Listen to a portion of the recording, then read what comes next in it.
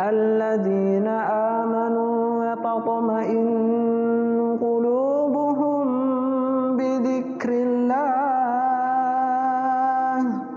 ألا بذكر الله تطمئن القلوب. السلام عليكم ورحمة الله وبركاته. الحمد لله رب العالمين والصلاة والسلام على سيد الأنبياء والمرسلين نبينا محمد وعلى آله وصحبه أجمعين ومن تبعهم بإحسان إلى يوم الدين. قرآن کریم کے 5ویں جز کی تلاوت کی گئی اور اس کی ابتدا 4تھے جز کے آخر میں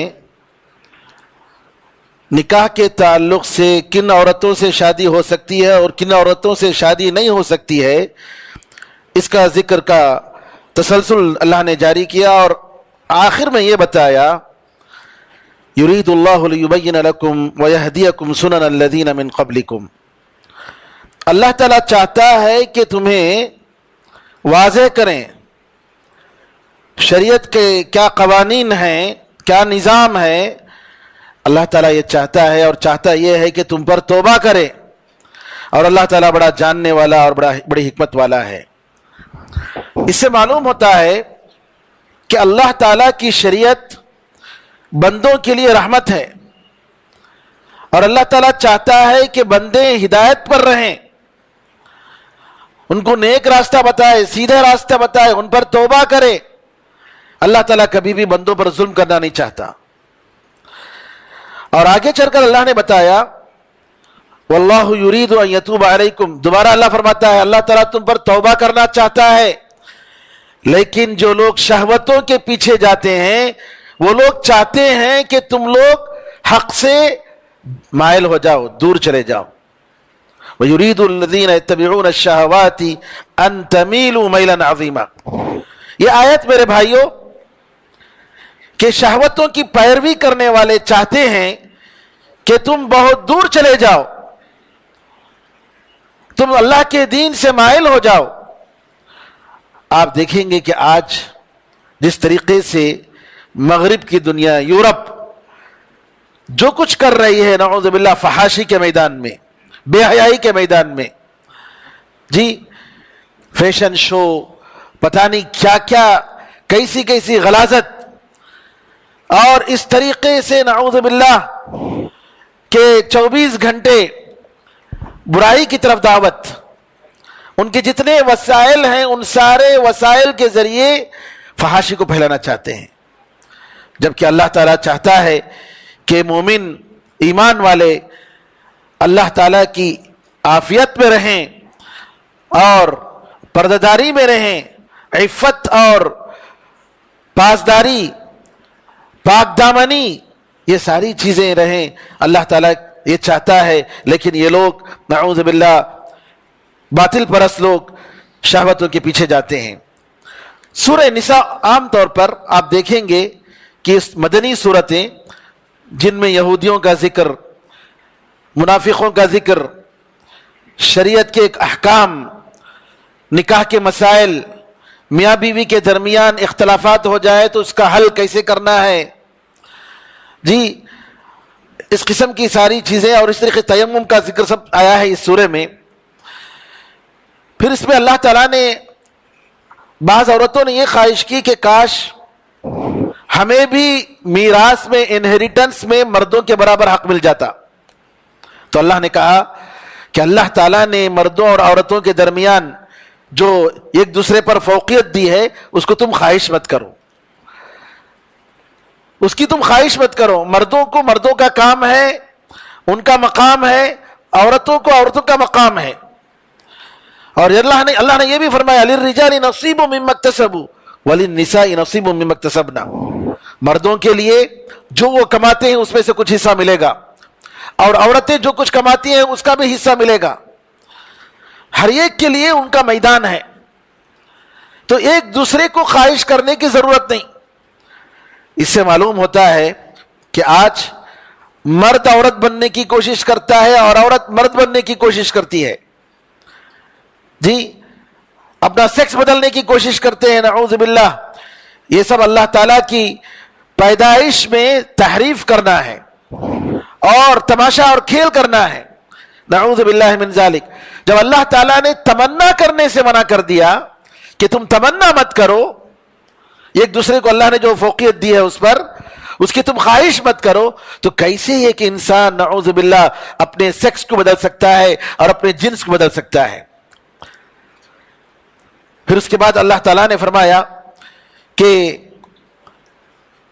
حلال طریقے سے کھاؤ، باطل طریقے سے مت کھاؤ، اللہ ہے کہ تجارت کے طریقے سے ہو. خوشی کے ساتھ، رضامندی کے ساتھ تجارت کرتے ہیں تو اس کے ذریعے کما سکتے ہیں، کھا سکتے ہیں.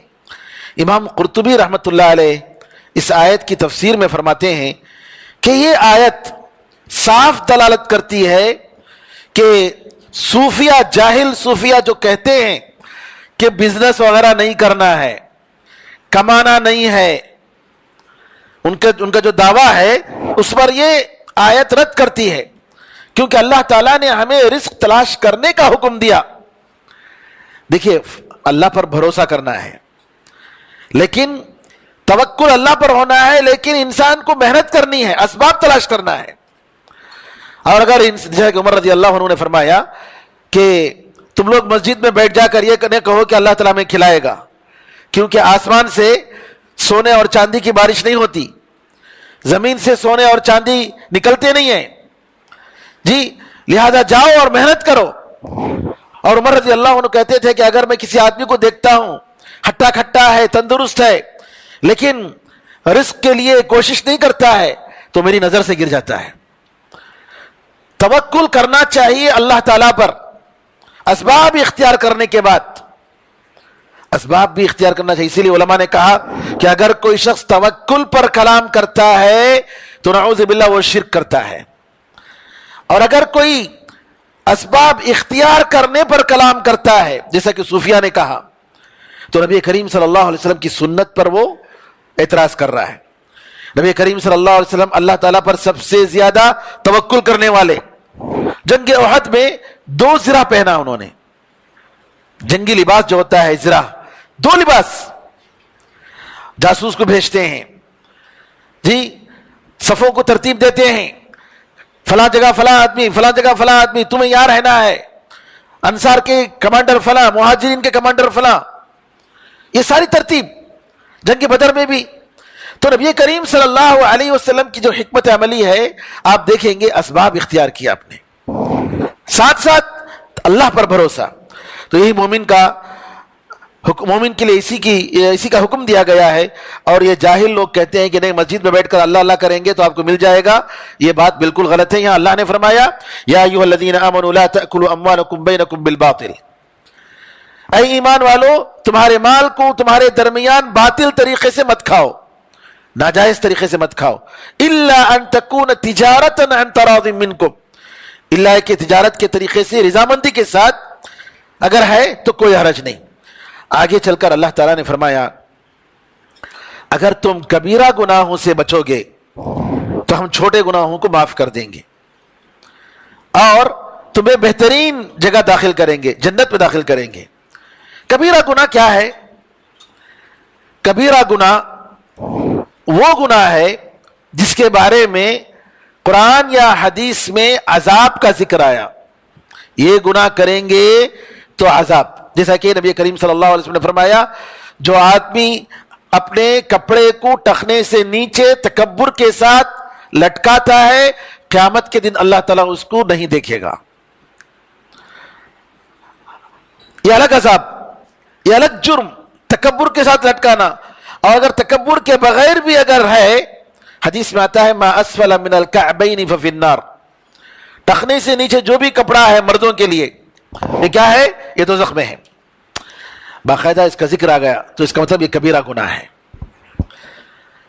یا یہ کہ اس گناہ کے بارے میں شریعت میں دنیا میں کوئی سزا ہے، چور کا ہاتھ کاٹا جائے گا، زنا کی سزا 100 کوڑے لگائے جائیں گے، شادی کے بعد اگر زنا کرتا ہے نعوذ باللہ تو اس کو رجم کی سزا، پتھر سے مار کر اس کو موت دی جائے گی، رجم. تو علماء نے کہا کہ کبیرہ گناہ وہ گناہ ہے جس کے بارے میں شریعت میں دنیا میں کوئی سزا یا آخرت میں عذاب، یا جس کے بارے میں یہ کہا گیا کہ اللہ تعالیٰ کی لعنت ایسے کرنے والے پر، اللہ کی لعنت ایسے کرنے والے پر، جیسا کہ حدیث میں نبی کریم صلی اللہ علیہ وسلم نے فرمایا کہ جو عورتیں اپنے بھاؤں کا بال نکالتی ہیں اپنے آپ کو خوبصورت کرنے کے لیے، یا اسی طریقے سے چہرے میں گونتی ہیں، جو ٹیٹو وغیرہ لگاتے ہیں، نبی کریم صلی اللہ علیہ وسلم نے ان پر لعنت بھیجی۔ لعنت بھیجنے کا مطلب یہ ہوا کہ یہ گناہ کبیرہ گناہ ہے۔ تو کبیرہ گناہ سے اگر بچیں گے تو اللہ تعالیٰ چھوٹے گناہوں کو معاف کر دیتا ہے۔ علماء نے کہا کہ کبیرہ گناہ کے لیے انسان کو توبہ کرنا چاہیے، اور اگر وہ گناہ کسی انسان کے ساتھ اگر اس کا تعلق ہے، کسی کا مال کھا لیا، کسی پر ظلم کیا، تو اس سے معافی بھی مانگنی چاہیے، اس کا حق ادا کرنا چاہیے۔ کسی کی زمین ہڑپ کر لی تو اس کا حق ادا کرنا چاہیے اور معافی مانگنی چاہیے۔ یہ کبیرہ گناہ، توبہ ضروری ہے۔ اللہ تعالیٰ چاہے تو معاف کر سکتا ہے، چاہے تو قیامت کے دن اس کو سزا دے گا، پھر اس کے بعد جنت دے گا اگر ایمان ہو تو۔ البتہ جو چھوٹے گناہ ہیں، اگر یہ چھوٹے گناہ ہیں اس پر انسان اصرار نہ کرے، اصرار کا مطلب یعنی ہمیشہ اس گناہ میں پڑا رہتا ہے، ہمیشہ پڑا رہتا ہے۔ گناہیں چھوٹی ہو سکتی ہیں لیکن یہ کہ مسلسل کرتا جا رہا ہے، مسلسل۔ علماء نے کہا کہ چھوٹی گناہوں پر اصرار کرنا یہ بڑا بنا دیتا ہے، کبیرہ گناہ میں شامل کر دیتا ہے۔ چھوٹے گناہوں پر اصرار کرنا، جیسا کہ سگریٹ پینے کے بارے میں، بیڑی پینے کے بارے میں شیخ بن باز رحمۃ اللہ علیہ سے پوچھا گیا یہ کبیرہ گناہ ہے کیا؟ آپ نے کہا کہ یہ حرام ہے لیکن یہ کبیرہ گناہ نہیں ہے، صغیرہ گناہ میں آتا ہے، لیکن اگر اس پر ایک آدمی اصرار کرتا ہے، کنٹینیوسلی جو ہے اسموکنگ کرتا ہے، تو وہ کبیرہ گناہ میں داخل ہو جاتا ہے۔ چھوٹے گناہوں کا بار بار ارتکاب کرنا یہ انسان کو کبیرہ گناہ میں داخل کر دیتا ہے۔ پھر اس کے بعد اللہ تعالیٰ نے خاندانی مسائل کا ذکر کرتے ہوئے یہ فرمایا کہ مردیں عورتوں پر ذمہ دار ہیں، بما فضل اللہ بعضهم علی بعض۔ اللہ تعالیٰ نے جسمانی طور پر اور مقام کے لحاظ سے ان کو ایک دوسرے پر جو فوقیت دیا ہے، اس کے نتیجے میں بہرحال مرد جو ہے عورتوں کے ذمہ دار ہیں، کیونکہ اسلام میں عورتوں پر خرچ کرنا یہ مرد کی ذمہ داری ہے۔ آپ دیکھیں گے مغربی طرز جو ہے وہ یہ کہ مرد اپنے لیے کماتا ہے، عورت اپنے لیے کماتی ہے۔ اسلام میں ایسا نہیں ہے۔ اسلام میں شوہر، باپ، اسی طریقے سے بھائی، بیٹا، بیوی کو، اپنی بہن کو، اپنی بیٹی کو پالنا اس کی ذمہ داری ہے، ان کی نگرانی کرنا اور ان کا دیکھ بھال کرنا اس کی ذمہ داری ہے۔ ہاں یہ الگ بات ہے کہ اگر عورت کی کوئی نہ ہو تو عورت کما سکتی ہے، جیسا کہ خدیجہ رضی اللہ تعالیٰ عنہ انہوں نے بزنس کی۔ امہات المؤمنین میں بعض ایسی امہات المؤمنین تھی صحابی عورتیں جو سبحان اللہ اپنے کام سے، اپنے ہاتھ سے محنت کر کے دھاگا وغیرہ بن کر وہ بیچتی تھی اور بیچ کر صدقہ و خیرات کرتی تھی۔ تو عورتیں اگر کرتی ہیں تو کوئی حرج نہیں، اور وہ ان کے مال کی مالکہ ہیں۔ مرد کو زبردستی ان کے پاس سے لینا یہ اس کا حق نہیں ہے۔ اللہ تعالیٰ نے سورہ نساء میں میاں بیوی کے اختلافات کو کیسے حل کرنا چاہیے اس کا ذکر فرمایا، اور سورہ نساء میں خاص طور پر نبی کریم صلی اللہ علیہ وسلم کی اطاعت و فرمانبرداری پر بار بار تاکید کی گئی کئی آیتوں میں۔ آیت نمبر 41، آیت نمبر 49، 64، 65، پھر اس کے بعد 66، پھر اس کے بعد 69 اور 70، جگہ جگہ میں اسی سورہ نساء میں نبی کریم صلی اللہ علیہ وسلم کی اطاعت و فرمانبرداری، اور اس کی ابتدا ایسے ہوتی ہے فَكَيْفَ إِذَا جِئْنَا مِن كُلِّ أُمَّةٍ بِشَهِيدٍ، کیا ہوگا وہ حال جب ہر امت سے ہم ایک گواہ کو اٹھائیں گے، لائیں گے، ہر امت سے ایک گواہ کو ہم پیش کریں گے۔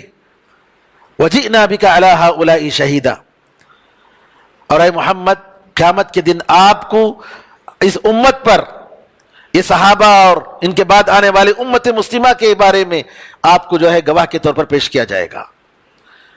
عبداللہ ابن مسعود رضی اللہ تعالیٰ عنہ کے بارے میں آتا ہے کہ نبی کریم صلی اللہ علیہ وسلم نے کہا کہ تم قرآن پڑھو، میں سننا چاہتا ہوں۔ عبداللہ بن مسعود رضی اللہ عنہ نے کہا اللہ کے رسول، یہ قرآن آپ پر اتارا گیا، آپ کو میں کیا سناؤں؟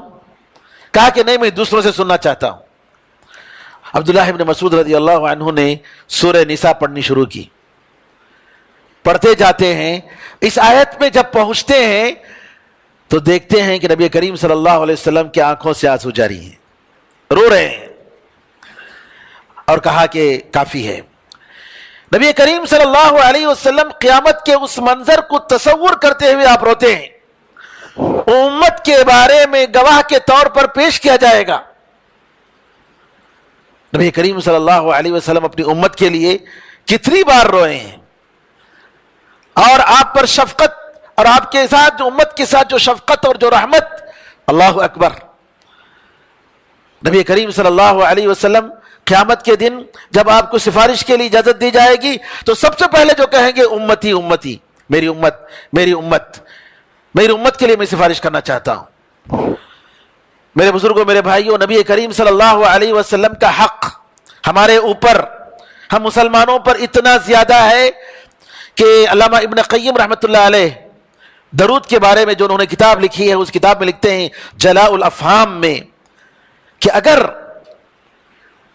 ہم امتی نبی کریم صلی اللہ علیہ وسلم پر ہماری جتنی سانس نکلتی ہے، ہر سانس کے ساتھ نبی کریم صلی اللہ علیہ وسلم پر درود بھیجیں گے، تب بھی ہم نبی کریم صلی اللہ علیہ وسلم کا حق ادا نہیں کر سکتے۔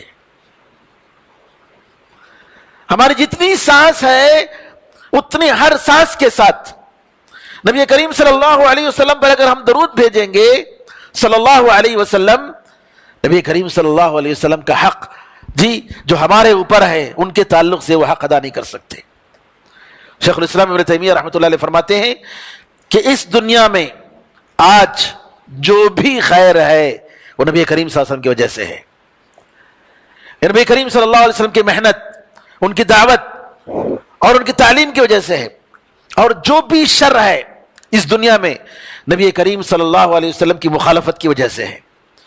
آپ نے فرمایا جعل الذلۃ والصغار علی من خالف امری، اس قوم پر، اس آدمی پر رسوائی اور ذلت کو اللہ تعالیٰ نے اس کے مقدر کر دیا جو میری حکم کی خلاف ورزی کرتا ہے۔ اتنا سب کچھ جاننے کے بعد ہمیں کتنا افسوس ہوتا ہے کہ آج مسلمانوں میں کتنے ایسے لوگ ہیں جو نبی کریم صلی اللہ علیہ وسلم کی بات کو آسانی سے ٹھکرا دیتے ہیں، اور یہ کہتے ہیں کہ نہیں، میں اس حدیث کو نہیں مانتا۔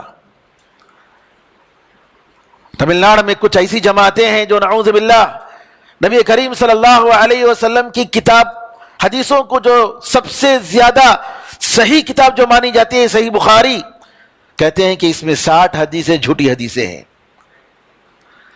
صحیح بخاری پر اعتراض، اور ایسے جاہل لوگ ہیں کہ نعوذ باللہ ان کو قرآن تک صحیح پڑھنا نہیں آتا ہے، اور نبی کریم صلی اللہ علیہ وسلم کے صحابہ پر اعتراض کرتے ہیں، نبی کریم صلی اللہ علیہ وسلم کے حدیثوں پر اعتراض کرتے ہیں، کہتے ہیں کہ حدیثیں قرآن سے ٹکراتی ہیں۔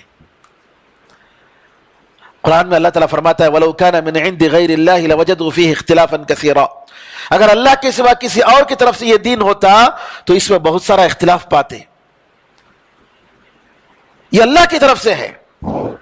امام شعبی رحمۃ اللہ علیہ فرماتے ہیں کہ جبریل امین نبی کریم صلی اللہ علیہ وسلم کے پاس حدیثوں کو لے کر آتے تھے جیسے قرآن کو لے کر آتے تھے۔ اس کی سب سے بڑی مثال صحیح مسلم کی پہلی حدیث، حدیث جبریل، جس میں اسلام دین کے 3 مراتب کا ذکر کیا گیا، اسلام، ایمان اور احسان کا۔ جبریل امین انسان کی شکل میں آتے ہیں اور دین کے بارے میں سوال کر کے جواب سننے کے بعد تصدیق کر کے کہتے ہیں کہ آپ نے صحیح کہا، پھر جاتے ہیں نبی کریم صلی اللہ علیہ وسلم فرماتے ہیں کہ جبریل امین تھے جو آپ کو دین سکھانے کے لیے آئے تھے۔ بہت ساری مثالیں کہ حدیث وحی کی شکل میں باقاعدہ آئی۔ نبی کریم صلی اللہ علیہ وسلم ایک سفر میں احرام کی حالت میں ہیں، ایک صحابی آتے ہیں، وہ جبہ پہنے ہوئے ہیں اور جبے میں خوشبو رنگین خوشبو لگا ہوا ہے، کہتے ہیں کہ اللہ کے رسول میں احرام کی حالت میں ہوں اور یہ جبہ پہنا ہوں، میں کیا کروں؟ اتنے میں وحی نازل ہوتی ہے۔ وحی نازل قرآن کے نزول کے موقع پر جو کیفیت ہوتی تھی وہ کیفیت طاری ہو جاتی ہے۔ عمر رضی اللہ عنہ یعلا بن منیا صحابی کو بلاتے ہیں، کہتے ہیں ادھر آؤ، آپ دیکھنا چاہتے تھے نا کہ نبی کریم صلی اللہ علیہ وسلم پر وحی کیسے ہوتی ہے، آپ کی حالت کیا ہوتی، آؤ۔ اس وقت صحابہ پردہ کرتے تھے، نبی کریم صلی اللہ علیہ وسلم کو پردہ کیے ہوئے ہیں۔ یعلا بن منیا پردے کے اندر اپنا سر ڈال کر دیکھتے ہیں اور نبی کریم صلی اللہ علیہ وسلم کی کیفیت کو دیکھ کر پہچانتے ہیں۔ پھر اس کے بعد تھوڑی دیر کے بعد جب وہی ختم ہوتا ہے تب جو ہے رسول اللہ صلی اللہ علیہ وسلم کہتے ہیں کہ یہ پوچھنے والا کہاں ہے، بلاؤ اس کو۔ کہتے ہیں یہ جبہ جو ہے جو تم پہنے ہوئے ہو، سلا ہوا کپڑا، اس کو نکالو، تمہارے سر پر جو خوشبو ہے اس کو دھو لو۔ اور یہ قرآن میں نہیں ہے، یہ حدیث میں ہے، یہ قرآن میں نہیں ہے۔ تو نبی کریم صلی اللہ علیہ وسلم نے جو کچھ بھی کہا یہ باقاعدہ وحی ہے میرے بھائیو، اللہ تعالیٰ کی طرف سے آئی ہے۔ تو یہاں حدیثوں کا انکار، باقاعدہ ایک جماعت ہے جن کا نام منکرین حدیث ہے، ان کے پاس کیا ہے، نماز بھی وہ لوگ 5 وقت کے قائل نہیں ہیں، الگ ہی جماعت، قرآن کریم کو اپنے طور سے سمجھتے ہیں۔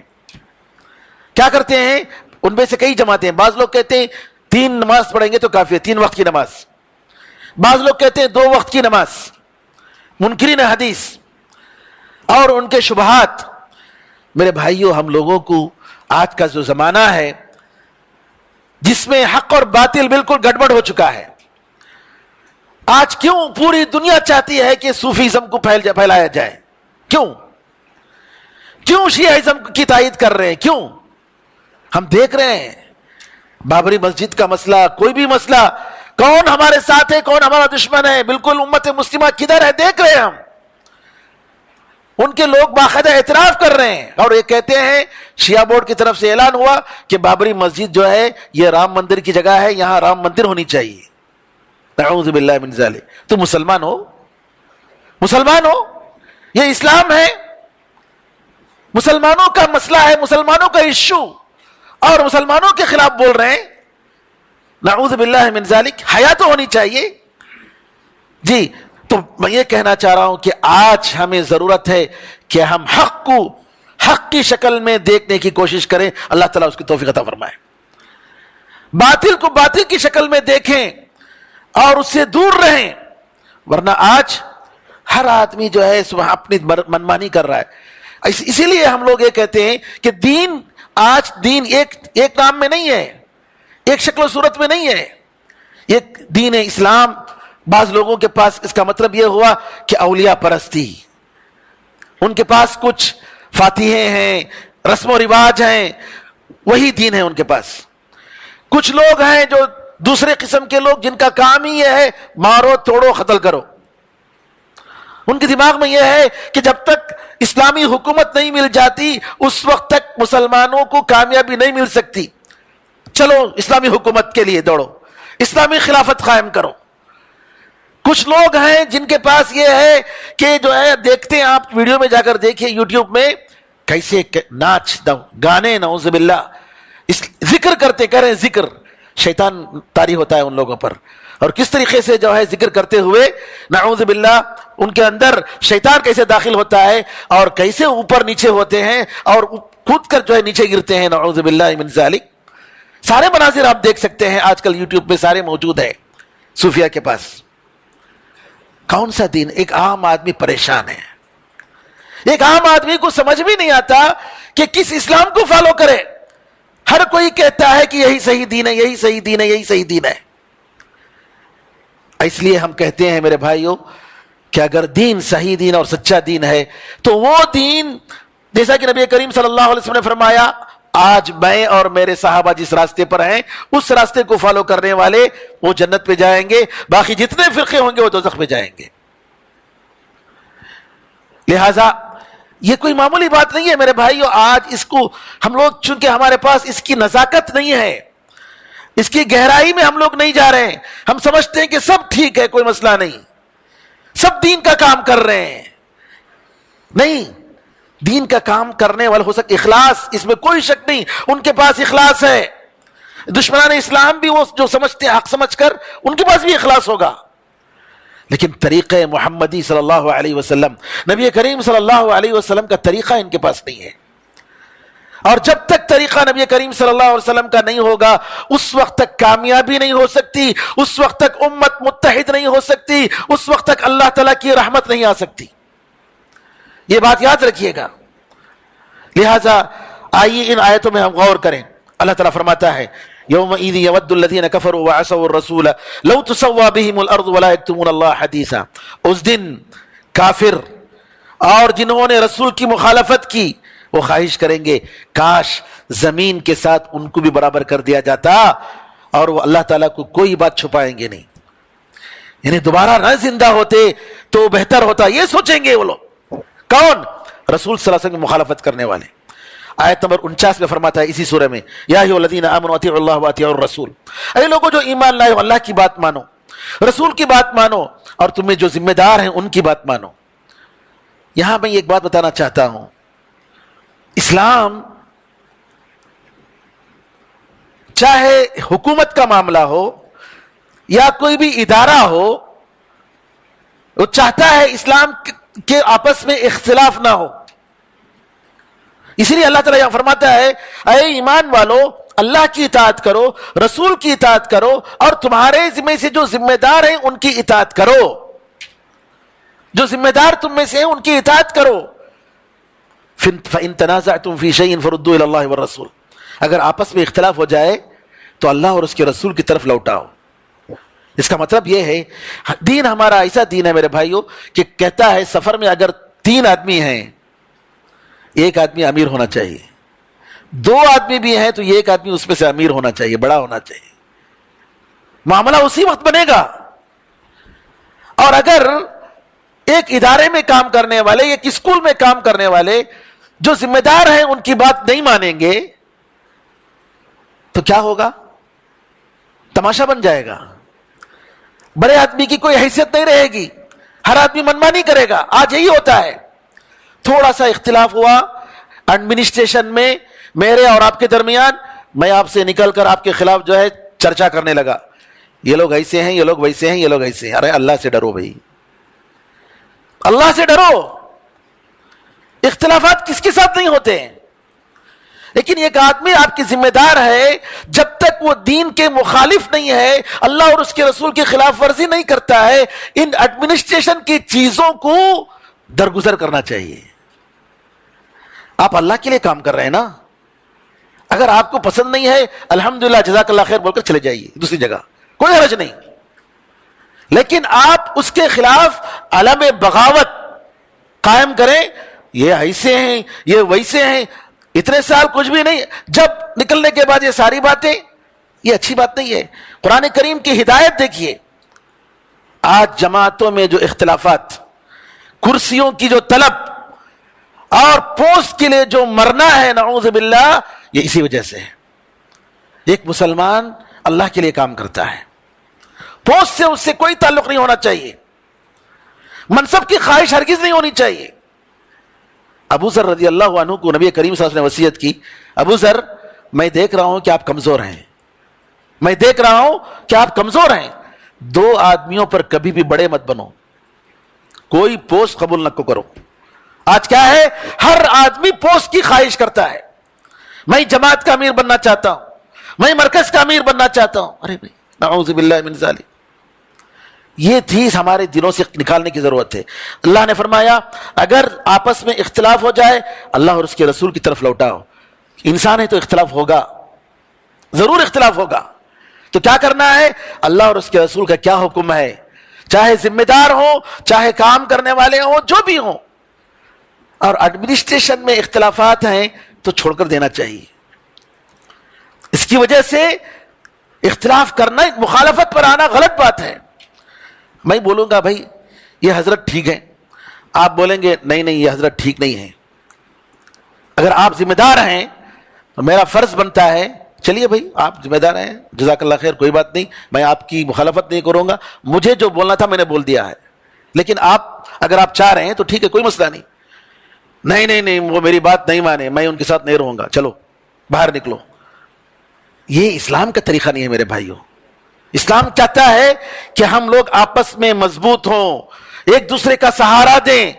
آج ہم کتنے ٹکڑے ٹکڑوں میں بڑھ گئے ہیں، کتنے افسوس کی بات ہے، یہ صرف اس وجہ سے کہ شریعت کی تعلیمات کیا ہیں۔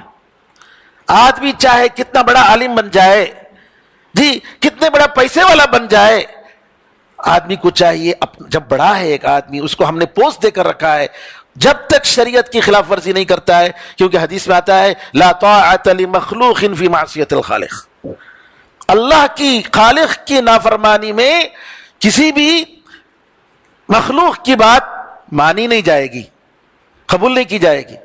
اگر خلاف ورزی ہو رہی ہے تو ہم اس کی بات نہیں مانیں گے۔ آپ دیکھیں عبداللہ بن مسعود رضی اللہ عنہ، عثمان رضی اللہ عنہ کا زمانہ ہے، عثمان رضی اللہ عنہ کی خلافت، عثمان رضی اللہ عنہ نے مکے میں ایک عورت سے شادی کر لی۔ عثمان رضی اللہ عنہ سے پہلے نبی کریم صلی اللہ علیہ وسلم، ابو بکر، عمر رضی اللہ عنہما عرفات کے میدان میں 2 رکعت آپ نے نماز پڑھی، مینا میں 2 رکعت نماز پڑھی۔ عثمان رضی اللہ عنہ نے کہا کہ میں یہاں شادی کیا، میری یہاں بیوی ہے، میرا گھر ہے، لہٰذا میں پوری نماز پڑھوں گا۔ خلیفہ وقت تھے، جماعت کی امامت کی، 4 رکعت نماز پڑھی۔ عبداللہ بن مسعود رضی اللہ عنہ کے پاس لوگ آتے ہیں، آ کر کہتے ہیں عبداللہ بن مسعود یہ کیا عثمان رضی اللہ عنہ نے ایک ایسا کام کیا ہے جو ان سے پہلے لوگوں نے نہیں کیا، شیخین ابو بکر عمر نے نہیں کیا۔ کہا کہ عبداللہ بن مسعود نے غلطی کی، عثمان رضی اللہ عنہ نے غلطی کی۔ عبداللہ بن مسعود نے کہا کہ عثمان رضی اللہ عنہ نے 2 رکعت کے بدلے میں جو 4 رکعت نماز پڑھی یہ ان کی غلطی ہے۔ تو کہا لوگوں نے آپ نے ان کے پیچھے نماز پڑھی، آپ کو معلوم ہے کہ وہ غلطی کر رہے ہیں، پھر بھی آپ ان کے پیچھے 4 رکعت نماز پڑھے ہیں، آپ الگ کیوں نہیں ہو گئے؟ آپ نے کہا الخلاف شر، اختلاف کرنا بڑی بری بات ہے۔ کتنا فتنہ ہے میرے بھائیو آج اس مسئلے کو نہیں سمجھنے کی وجہ سے۔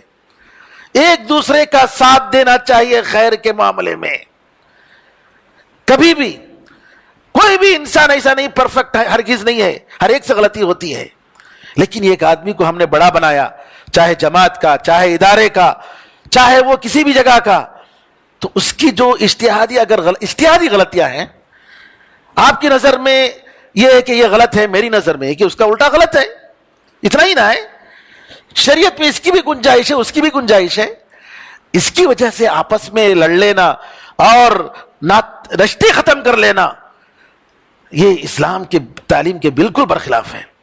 اس نقطے کو سمجھنے کی ضرورت ہے، دل ہمارا بڑا ہونا چاہیے، اپنوں کے لیے بھی مخالفین کے لیے بھی۔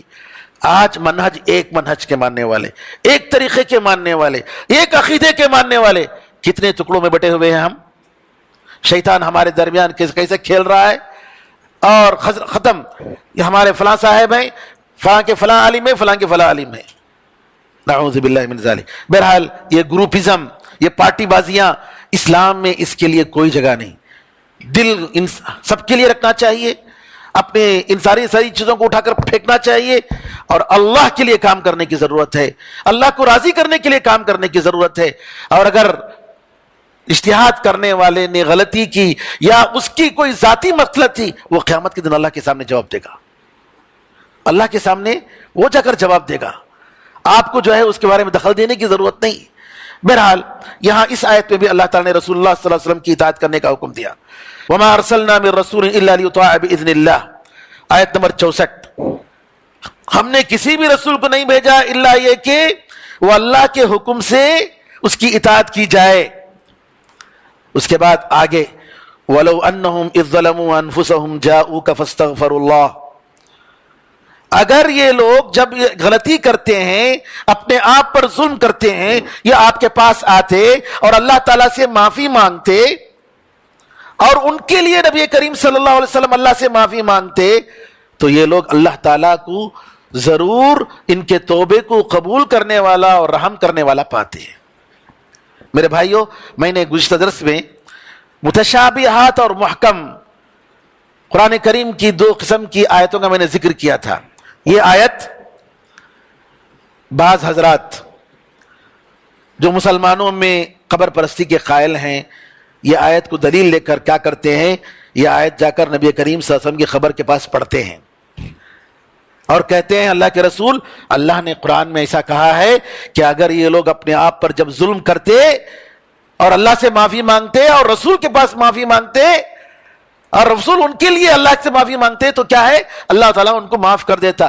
ہم تمہارے پاس آئیں اللہ کے رسول، ہمیں معاف کر دیجئے، ہمارے لیے دعا کیجئے۔ باقاعدہ قبروں کے پاس جا کر ان کی کتابوں میں یہ آیت لکھی ہوتی ہے اور یہ پڑھتے ہیں اور نبی کریم صلی اللہ علیہ وسلم سے درخواست کرتے ہیں، مانگتے ہیں کہ آپ اللہ کے دربار میں مانگیے کہ اللہ تعالیٰ ہمیں معاف کر دے۔ اب یہ ان کی غلط فہمی، یہ آیت نبی کریم صلی اللہ علیہ وسلم کی زندگی سے تعلق ہے۔ اس کی سب سے بڑی دلیل یہ آیت منافقوں کے بارے میں اللہ نے کہا کہ یہ منافق اگر آ کر ان کے گناہوں پر یہ لوگ آ کر شرمندہ ہوتے اور آپ سے رسول اللہ صلی اللہ علیہ وسلم کے دربار میں آ کر اللہ سے معافی مانگتے اور آپ ان کے حق میں دعا کرتے تو اللہ تعالیٰ ان کو معاف کر دیتا۔ لیکن منافق کیا ہوتے تھے، جھوٹ بولتے تھے، جنگوں میں پیچھے رہ جاتے، آتے نہیں، اور اس کے بعد نبی کریم صلی اللہ علیہ وسلم کی اجازت مانگتے۔ تو یہاں یہ آیت یہ نبی کریم صلی اللہ علیہ وسلم کی زندگی کے ساتھ خاص ہے۔ اس کے لیے بڑی دلیل کیا ہے کہ نبی کریم صلی اللہ علیہ وسلم کی یہ جانثار صحابہ، ان لوگوں میں سے کسی نے جا کر نبی کریم صلی اللہ علیہ وسلم کی قبر کے پاس جا کر یہ نہیں کہا اللہ کے رسول آپ ہمارے لیے دعا کیجئے آپ کے مرنے کے بعد۔ یہ سب سے بڑی دلیل ہے صحابہ کی۔ اسی لیے ہم کہتے ہیں قرآن اور حدیث کو صحابہ رضی اللہ عنہم اجمعین کی سمجھ کے مطابق سمجھنے کی ضرورت، کیونکہ قرآن آج قرآن ہے، حدیث حدیث کی شکل میں ہے، لیکن اس کو الگ سے معنی دینے والے، نئے نئے معنی پہنانے والے، اپنے اپنے جماعت اور اپنے اپنے مسلک کے مطابق معنی کو بدلنے والے۔ قرآن کریم میں سورہ جمعہ میں اللہ نے فرمایا وَآخَرِينَ مِنْهُمْ لَمَّا يَلْحَقُوا بِهِمْ وَهُوَ الْعَزِيزُ الْحَكِيمُ، اور بعد ایسے لوگ ہیں جو ابھی نہیں آئے ہیں، جی ابھی نہیں آئے ہیں، سورہ جمعہ کے شروع ہی میں۔ تو یہاں پر بعض حنفی لوگوں نے کیا کیا، تفسیر کی کتابوں میں وَآخَرِينَ مِنْهُمْ لَمَّا يَلْحَقُوا سے بھی ہے مراد امام ابو حنیفہ مراد ہیں، یہ ڈال دیا۔ اس سے مراد کیا ہے، امام ابو حنیفہ مراد ہے۔ ارے کون سی صحیح حدیث ہے بھئی، نبی کریم صلی اللہ علیہ وسلم نے، اور یہ آپس میں جو دشمنی ہوتی ہے جماعتوں کی اور مسلکی فرقوں کی اختلافات کی، جھوٹی حدیثیں بھی ڈال دی اس میں۔ امام شافعی رحمۃ اللہ علیہ کے بارے میں ایک حدیث ان لوگوں نے گڑ لی، بنائی، کہا کہ میری امت میں ایک آدمی آئے گا اس کا نام محمد ابن ادریس، وہ میری امت کے لیے ابلیس سے بھی زیادہ نقصان دہ ہوگا۔ محمد ابن ادریس کون؟ امام شافعی، استغفر اللہ۔ اور یہ کہا کہ میری امت میں ایک آدمی ہوگا اس کا نام نعمان ابن ثابت، وہ میری امت کا چراغ ہے، سراج امتی۔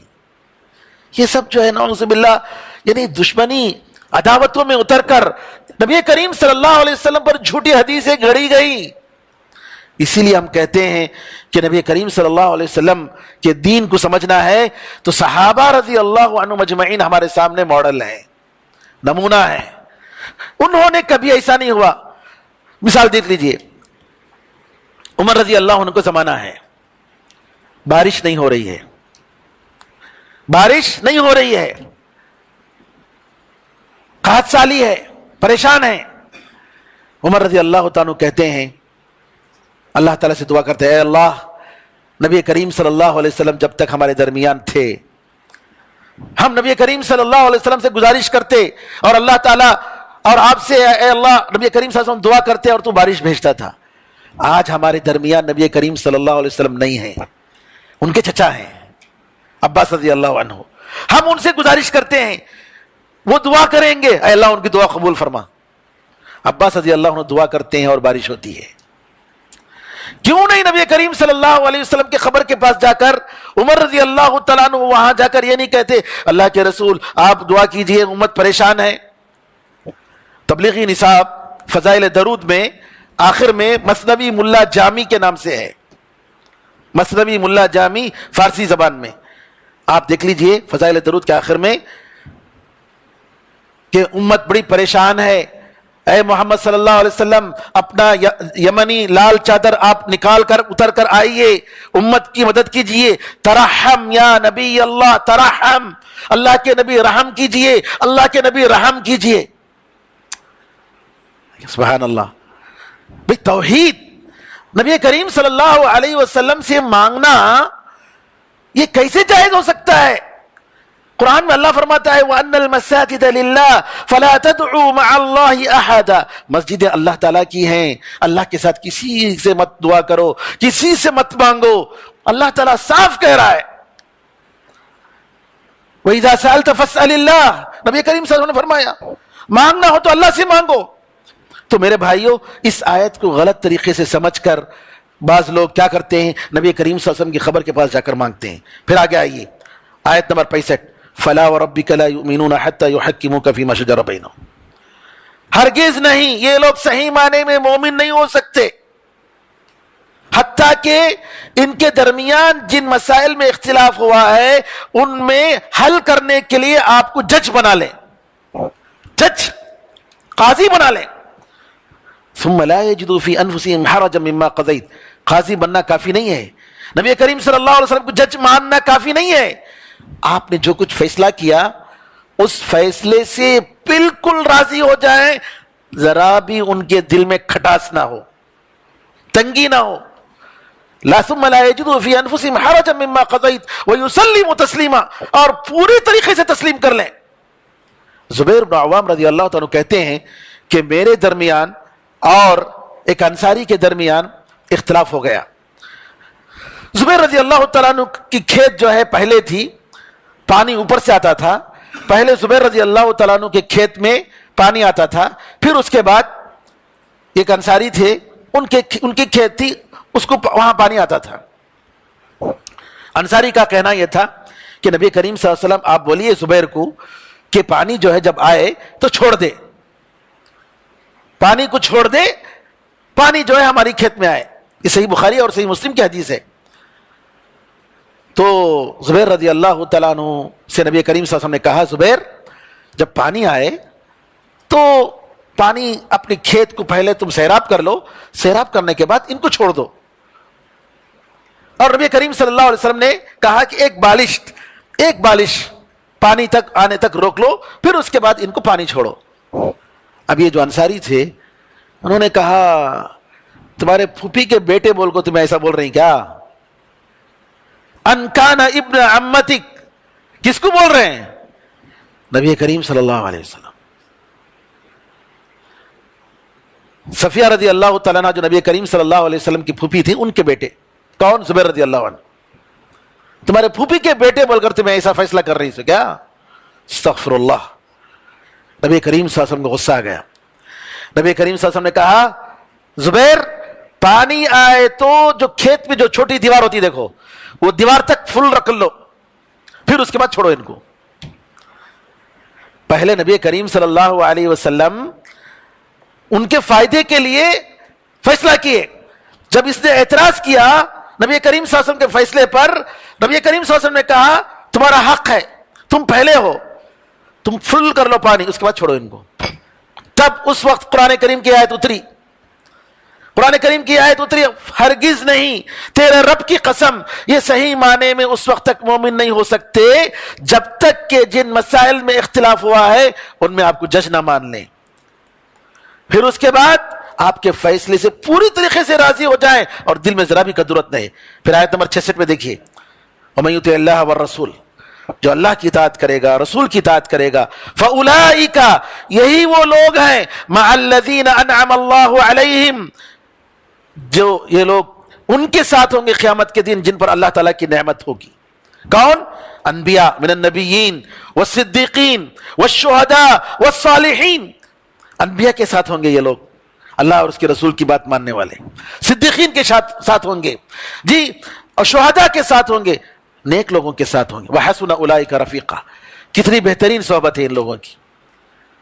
اسی لیے ہم کہتے ہیں جب لوگ مختلف جماعتوں میں بڑھ جاتے ہیں، ان کے اماموں کے ساتھ ہوں گے، ان کے جماعت کے امیروں کے ساتھ ہوں گے، انشاءاللہ ہم نبی کریم صلی اللہ علیہ وسلم اور آپ کے صحابہ کے ساتھ ہوں گے، کیونکہ ہمارے امام الائمہ نبی کریم صلی اللہ علیہ وسلم ہیں، ہمارے امام الائمہ نبی کریم صلی اللہ علیہ وسلم ہیں۔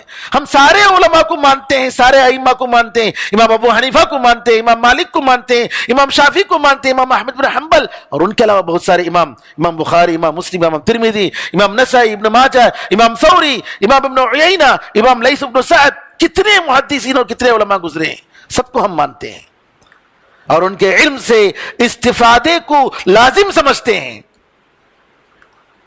تو میرے بھائیوں، قرآن کریم کی اس آیت کے تحت آنا ہے، ان کی محبت، ان کا طریقہ، ان کا زہد، ان کا علم، یہ ضروری ہے میرے بھائیوں۔ لہذا انشاءاللہ جو آدمی اس راستے پر ہوگا، اس عقیدے پر ہوگا، اللہ تعالیٰ فکر کرنے کی ضرورت نہیں، جیسا کہ حدیث میں آتا ہے، سلف کے صالحین کا واقعہ آتا ہے کہ ایک صاحب جو ہے مر رہے تھے، موت کے وقت سکرات کے عالم میں پریشان، پتہ نہیں کیا ہوگا۔ کہا تمہیں اللہ پر عقیدہ ہے، رسول اللہ صلی اللہ علیہ وسلم پر عقیدہ ہے؟ بالکل ہے۔ پوچھ رہے سکرات کے عالم میں اس سے، اور وہ جواب دے رہے، تم ابو بکر عمر سے محبت کرتے ہو؟ کہا ہاں بالکل میں محبت کرتا ہوں۔ کہا اب مرنا تو مر جاؤ۔ کہا بھی نہیں، اب مرنا ہے تو مرو۔ کیوں؟ فکر کی بات نہیں، عقیدہ الحمدللہ، یہ صحیح عقیدہ، صحیح منہج، انسان کی گناہیں کتنی بھی ہوں ضرور ایک دن اس کو جنت میں داخل کرے گا انشاءاللہ۔ تو میرے بھائیوں، آخر میں وَمَن يُطِعِ اللَّهَ وَالرَّسُولَ فَأُولَٰئِكَ مَعَ الَّذِينَ أَنْعَمَ اللَّهُ، یہ اسی طریقے سے ذَلِكَ الْفَضْلُ مِنَ اللَّهِ وَكَفَىٰ بِاللَّهِ عَلِيمًا، یہ اللہ کی طرف سے فضل ہے اور اللہ تعالیٰ جاننے کے لیے کافی ہے۔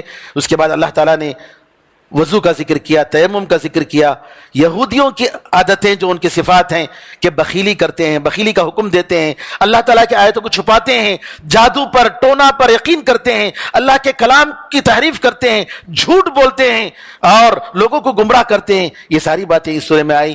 اسی طریقے سے امانتوں کو ادا کرنے کا اللہ نے حکم دیا، اور اسی طریقے سے جہاد کا بھی اس میں حکم آیا ہے، منافقین کی صفتوں کا اللہ نے ذکر فرمایا، اور آخر میں یہ فرمایا کہ اے محمد آپ کا کام لوگوں کو موٹیویشن کرنا ہے، ابھارنا ہے۔ ایک عالم اور ایک داعی اور ایک مخلص کا کام یہ ہے لوگوں کو دعوت دیتا رہے، لیکن تیرے عمل کے بارے میں خود انسان تو ذمہ دار ہے۔ ضروری نہیں کہ ہر آدمی تمہاری بات مان لے، لیکن تمہارا کام کنٹینیوسلی کرنا چاہیے۔ اس کے بعد اللہ تعالیٰ نے کسی جان بوجھ کر کسی مسلمان کو قتل کرنے کا کیا جرم ہے، غلطی سے قتل کرنے کا کیا کفارہ ہے، اور اس طریقے سے نماز کا وقت آ گیا، جنگ کی حالت ہو گئی، کیسے نماز پڑھنی ہے، تلوار سر کے اوپر ہے تب بھی نماز معاف نہیں، تلوار جنگ کے عالم میں بھی سبحان اللہ تب بھی نماز معاف نہیں ہے۔ میرے بھائیوں ذرا غور کر لو۔ پھر اس کے بعد اللہ تعالیٰ نے یہ کہا تمہاری خواہشات کی کوئی پرواہ نہیں، نہ اہل کتاب کی خواہشات کی کوئی پرواہ ہے۔ ایک بات یاد رکھ لو، من یعمل سوءا یجزی بہ، برا عمل کرو گے تو بدلہ پاؤ گے، کسی کی خواہش کی خیال نہیں ہوگا، جتنی بھی خواہش، یہ قانون ہے اللہ کے پاس، من یعمل سوءا یجزی بہ، جو بھی برا عمل کرے گا اس کا بدلہ پائے گا، ولا یجد لہ من دون اللہ ولیا ولا نصیرا، اللہ تعالیٰ کے سوا اس کے پاس کوئی مددگار ہوگا اور نہ کوئی دوست ہوگا۔ پھر اس کے بعد آخر میں اللہ تعالیٰ نے کہا کہ آسمان و زمین سب کچھ اللہ کے لیے ہے۔ اے لوگو ان یشاء یذہبکم ایھا الناس ویأتی بآخرین، اگر اللہ چاہے تم لوگوں کو ختم کر کے دوسروں کو لائے گا جی، وکان اللہ علی ذلک قدیرا، اللہ تعالیٰ اس پر بڑی طاقت رکھتا ہے۔ پھر اس کے بعد اللہ تعالیٰ نے انصاف کے ساتھ گواہ دینے کا حکم دیا، اور پھر آخر میں ان لوگوں کے ساتھ بیٹھنے سے منع کیا جو دین کا مذاق اڑاتے ہیں۔ علماء نے اس آیت سے دلیل لی اہل بدعت سے دین نہیں سیکھنا چاہیے، چاہے کتنی اچھی تقریر کرے، تقریر سننے میں مزہ آتا ہے، کہانیاں بولتے ہیں، ہنساتے ہیں جی، یہ سب مت دیکھو، اس میں جو زہر ہوتا ہے شہد کے ساتھ، یہ تمہارے دین کو برباد کر دے گا۔ لہٰذا اللہ تعالیٰ کے دین کا مذاق اڑانے والے ایسے لوگوں کے ساتھ نہیں بیٹھنا چاہیے۔ اللہ تعالیٰ سے دعا ہے کہ اللہ تعالیٰ ہم سب کو دین حق کو سمجھنے، اس پر عمل کرنے کی توفیق عطا فرمائے۔